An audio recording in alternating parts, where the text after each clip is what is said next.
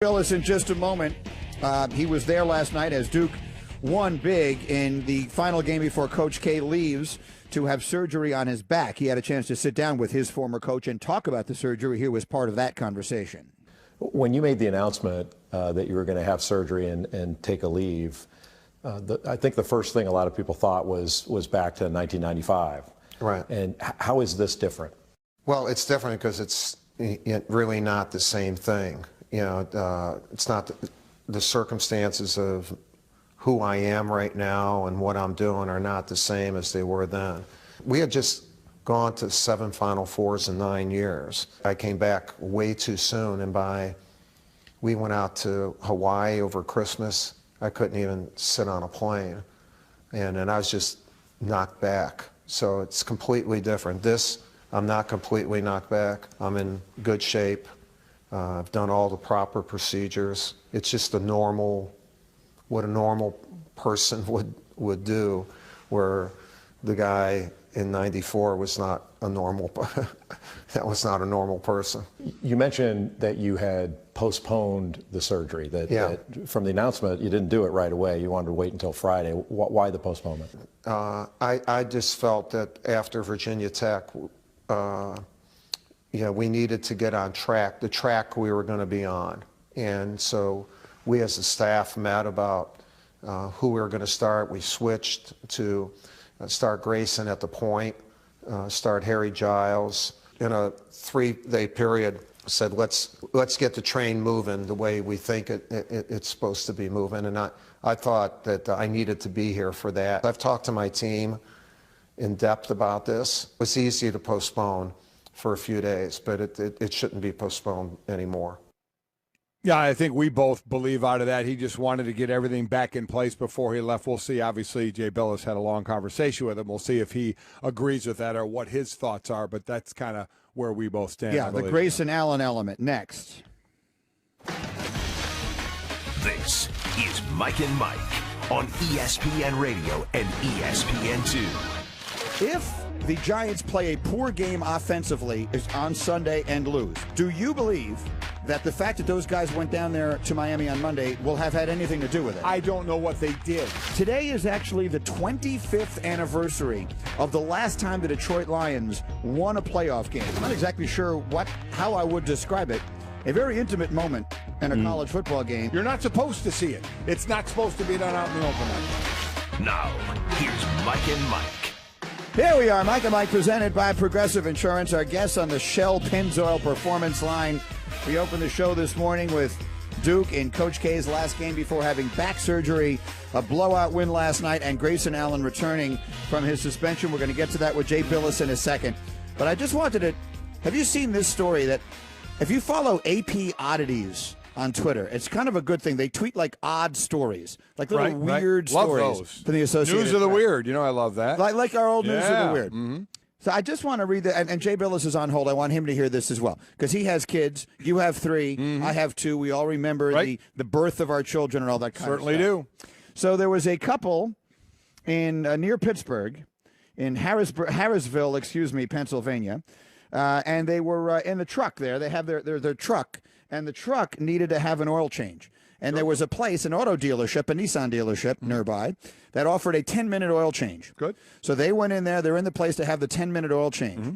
The woman of this couple got out of the car to go in and use the restroom. Right. And while in the restroom, while the car was having a 10-minute oil change, went into labor and delivered their child in the Nissan dealership while the car was having the oil change done. Did the whole birth take that quickly? She should be happy it was over that quick. It says here some auto shops offered 10-minute oil changes. That still would have been about 7 minutes too long for a Pennsylvania woman who gave birth while her husband's pickup was getting an oil change at an auto dealership. Wow. Now, of all the things in the world that, we're in there, you're in the place. She wasn't due till January 23rd, so this took them by surprise. And thankfully, there was another customer in the store who happened to be a registered nurse. And that worked out. A 911 dispatcher talked the husband through tying off the baby's umbilical cord with his bootlace. How would you do in that situation? Horribly badly. Yeah. I'd be like, listen, can someone please take care of this? I'll deal with the car.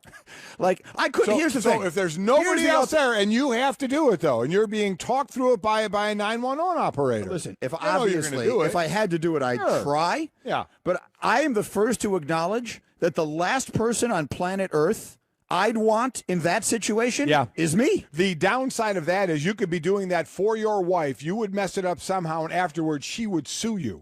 Probably, and probably rightfully so. Here's the thing. Out of all of I couldn't do the oil change. So forget about the really hard part that happened. If the mechanic came over and said, listen, I'm also an EMT, I'll take care of this, you take care of changing the oil, I couldn't do that. So there's literally, in that circumstance, there's nothing I could do to contribute to any of the things that are going on. So your value is low. My value is nil. Yeah. I mean, in this circumstance, I'm a hindrance. I'm definitely. So you'd have accomplished nothing. You have not been able to help your wife with the birth, and while everybody else was, you wouldn't have been able to do anything with the car. That's correct. I would not be able to help with the birth, and our oil would not have been changed when we drove the baby home. I could just. Your only job would have been, here's my credit card. Who do I give it to? At least I could do that. Jay Billis, your thoughts? How would you handle that circumstance if you're in there for a quick 10-minute oil change, and all of a sudden the wife is in the bathroom and she's giving birth? I'm even afraid to answer that question. I don't know how I'd handle it at all, because I was the type of expectant father that wanted to be the Ricky Ricardo dad, that I waited in the waiting room and someone came in and said boy or girl, and I gave everybody a cigar. Yeah. I didn't want any part of the delivery room. I was glad I did it afterwards, but beforehand I had a former teammate in Italy named Leo Routens, who played at Syracuse. Mm-hmm. We've been longtime friends, and when Leo found out that my wife Wendy was pregnant for the first time, he called me and said, "Look, you don't want any part of that." He says, "You need to be." He says, "It's just like coming off a screen. You need to be shoulder to shoulder, right up by your head, back to the action. You don't need to see any of that."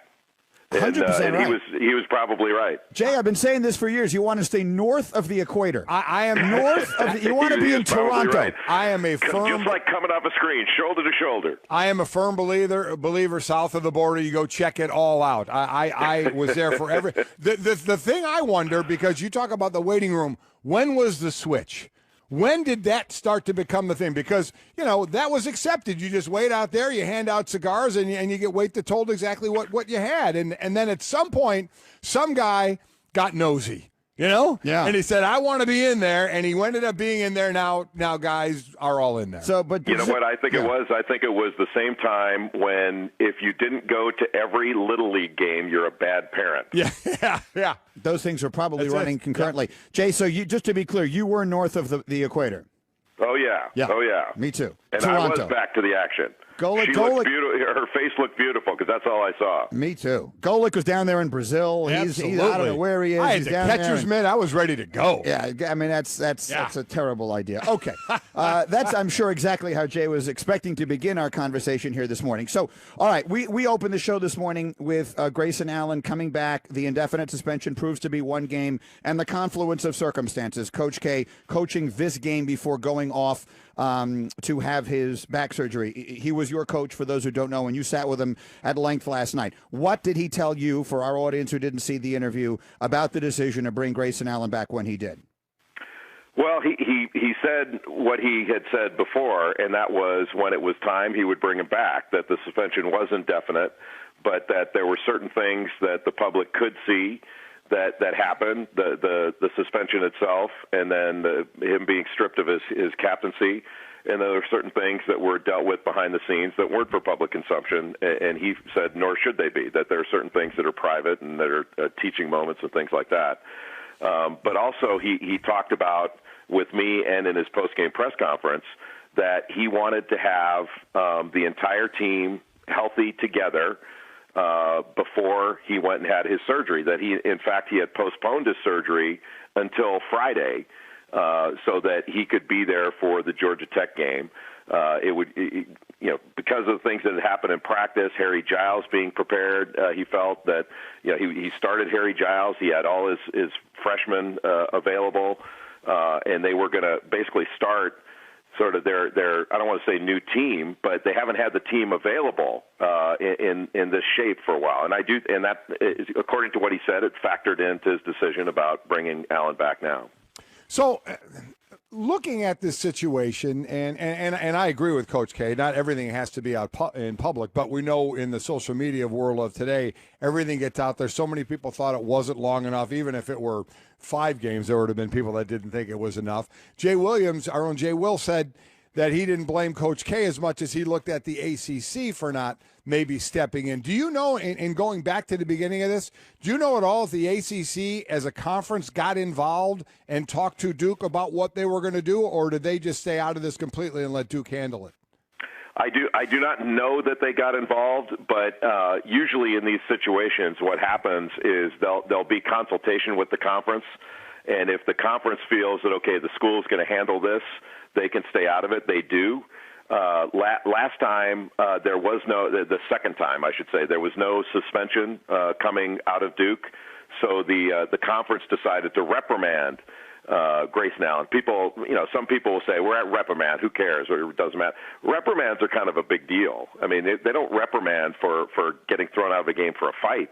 I can't think of that many players that have been reprimanded by the league. It doesn't happen very often. Suspensions from the league are even rarer. So, this whole thing it's hard for me to kind of treat this like anything else because I've never seen anything like this. I don't even know the right word to use. It's just weird. And, this whole tripping thing is one of the weirdest things I've seen in my time in basketball. So now, would I have suspended Grayson? If it were me in charge, would I have suspended him for longer? I think I would have. But part of my calculus would have been public opinion and how it looks. And I'm not sure that's necessarily fair to the player or the right thing to do for the player. So, there are a lot of different ways to look at this. I happen to think this was all within the realm of reasonable. And when it's in the realm of reasonable, then I think that's fine. Now if I tend to agree with Jay Will that in the sense that the ACC decided not to do something.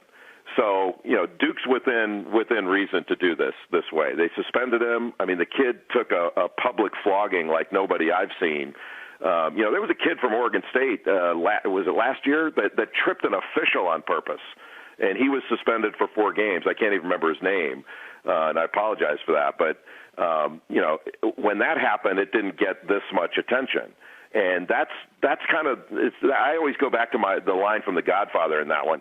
This is the business we've chosen. Like Duke gets more attention when they do something really good, and they get more attention when they do something less than good. So when nobody stands up and says, "Hey, don't give us attention when we do the good stuff."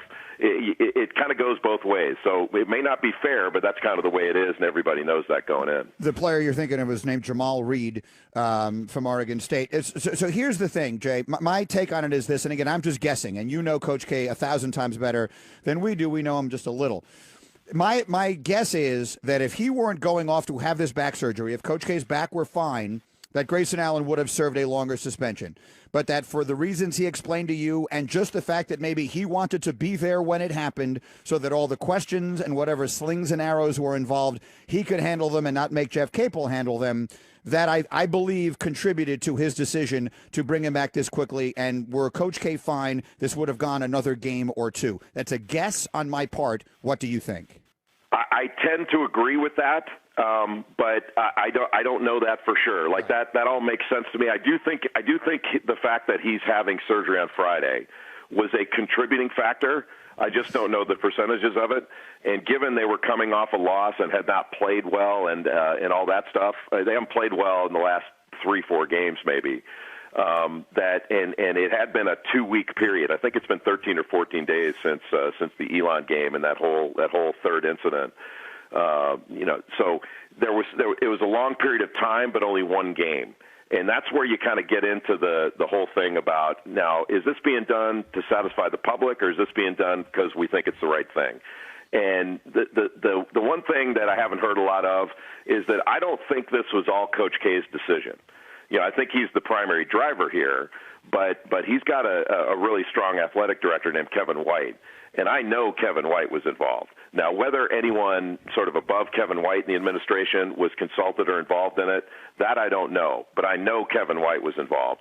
So it wasn't just Coach K. It was those two standing together in making this decision. Bigger question now, Jane, and you've referenced it a couple of times. You said you may have done more of a suspension because of the public outcry. We just talked about what it looks like publicly. Is that where we are now, where because of instant publicity and social media of things that Do you think it's right that schools and or coaches and or be it professional leagues as well punish on public reaction? Because that's certainly something that hasn't happened in the past because you didn't have immediate public reaction.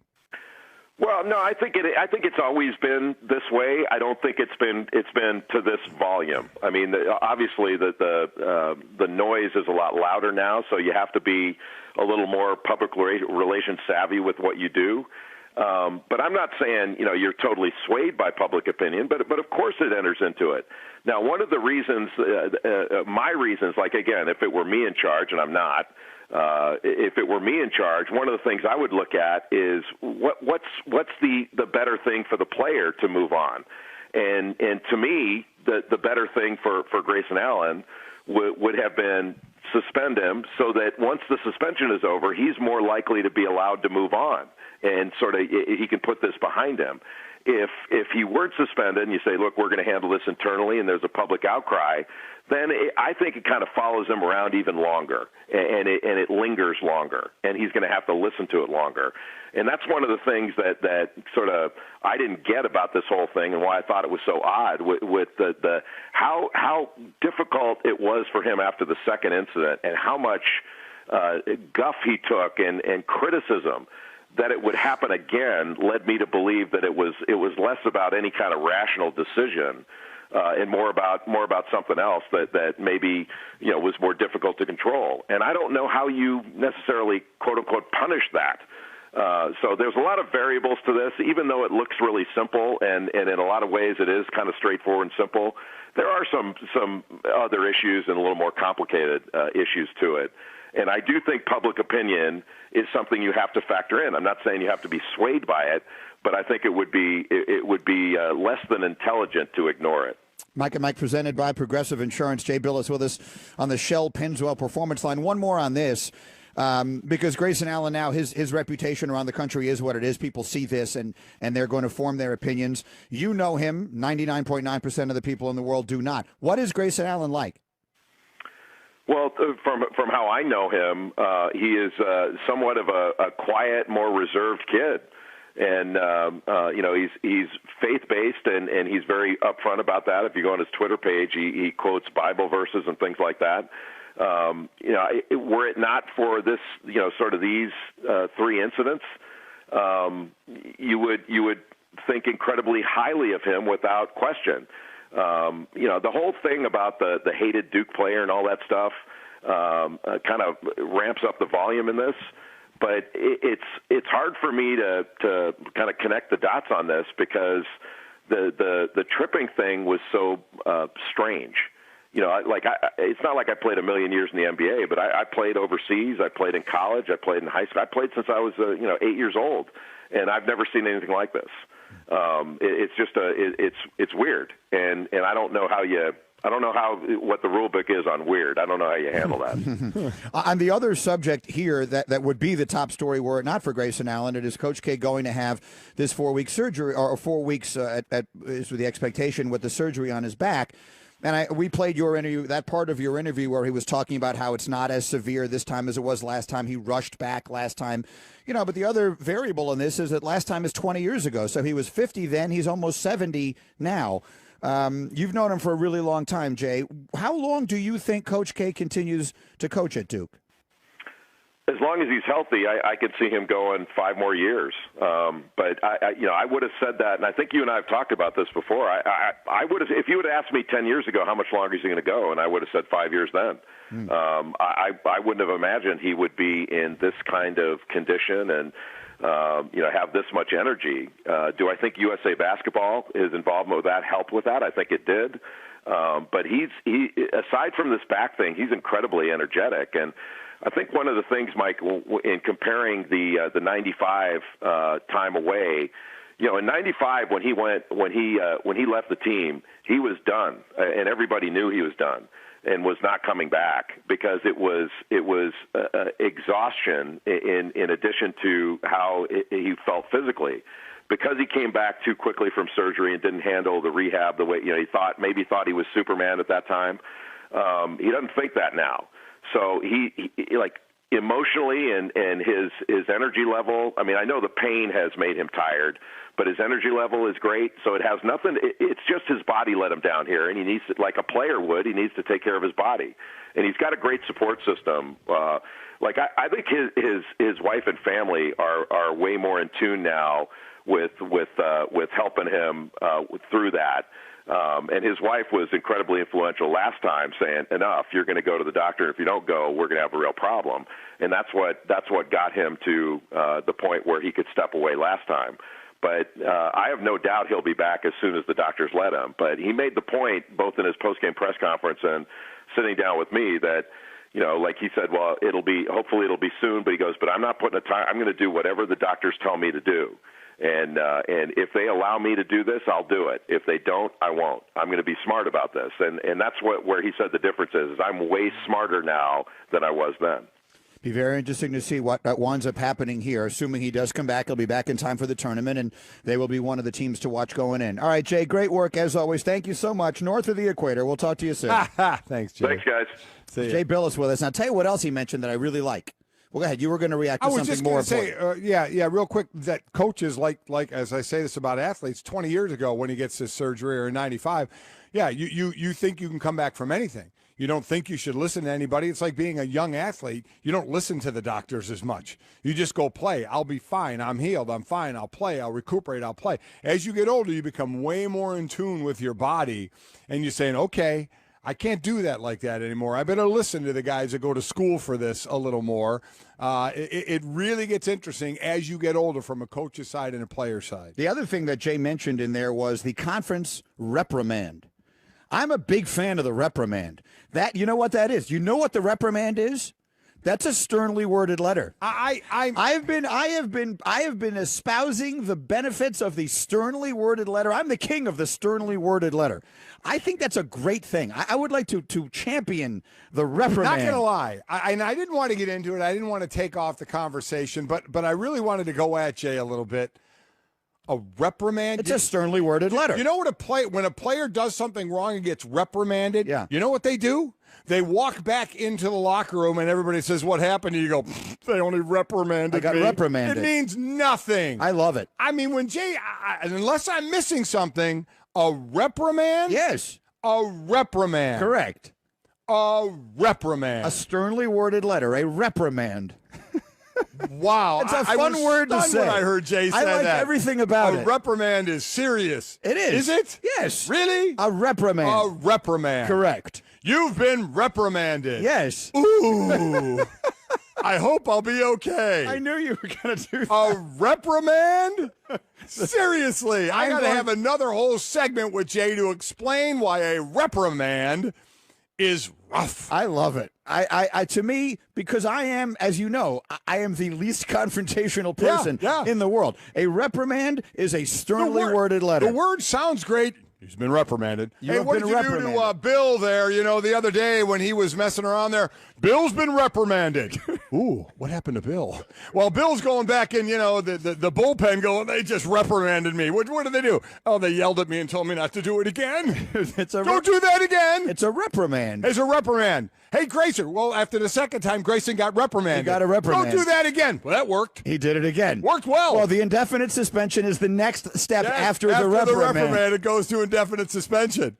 I like it. Good thing he was reprimanded. You couldn't go right from nothing to the suspension. Yeah. It's like in Christmas Story, you go right to the triple dog dare. That's a faux pas. You got to follow in the steps, and you have to be reprimanded. It's an intermediate step. Oh my God! On the punishment pyramid, right? You start with like nothing. Yeah. Like, hey, don't do that again. Then you've got the reprimand. And then you go to, it's just a fun word to say. It really is. And let's be honest, it means nothing. I knew you were going to do that. It means I'm going to the boss's office. He's going to reprimand me. It's a sternly worded letter.